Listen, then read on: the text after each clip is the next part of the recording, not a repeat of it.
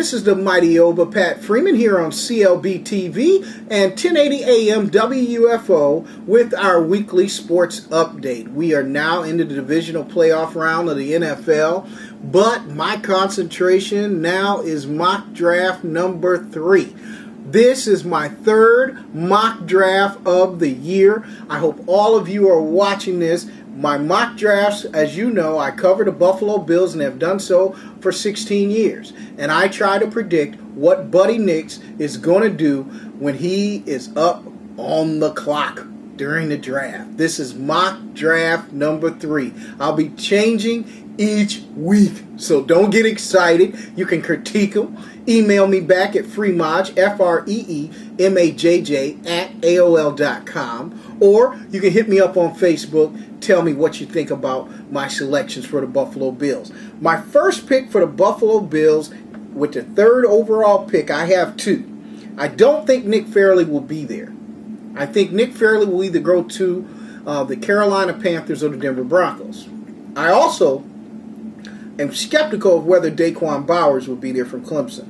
So, I do have Daquan Bowers as the pick for the Buffalo Bills, but pick number B is Robert Quinn, defensive end from North Carolina. I think he's a quality defensive end. He had some problems on the campus this year, but this is a good football player, and I think he could be a great addition to the Buffalo Bills. One thing the Buffalo Bills need to do is a no-brainer is, I'm sorry, George Edwards, you did a pathetic job with that defense this year. Terrible. One of the worst I've seen. You have an opportunity to make Dave Wannstedt your defensive coordinator. That's his job. George Edwards, you'd be let go or demoted. Take your pick. But there's no way I'm letting Dave Wannstedt get out of Western New York without being the defense coordinator for this football team. Also, let's get back to the draft. 1A, Daquan Bowers from Clemson.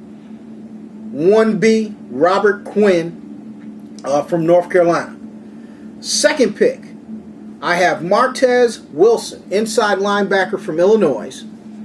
And that would be the 34th overall pick of the second round. I think he would be a great addition to our linebacking core, which I think is very weak, and you could possibly lose Paul Posluszny to free agency. Third round pick, Andy Dalton, quarterback from TCU. I think he would be the quarterback that the Bills need to target in this draft. This is a guy that's been very productive during his college career and someone I think Chan Gailey would have a good time grooming to be the eventual starter for the Buffalo Bills after Fitzpatrick's reign is over.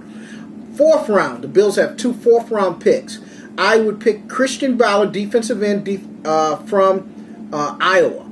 Good size, good ability, good motor. This is a good addition to the Buffalo Bills, who was last against the run, and we had an anemic pass rush under the tutelage of George Edwards, who I think should be replaced by Dave Wannstedt. In the fourth round, Lee Ziemba, offensive tackle, offensive guard out of Auburn. As you well know, national champions.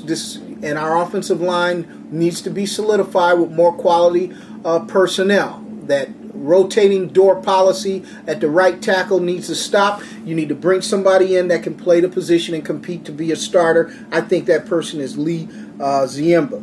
On the other side of it, if those aren't available, you need to try to go after possibly a tight end. Sean Nelson has been just a disaster here. I don't think this guy is really interested in playing football.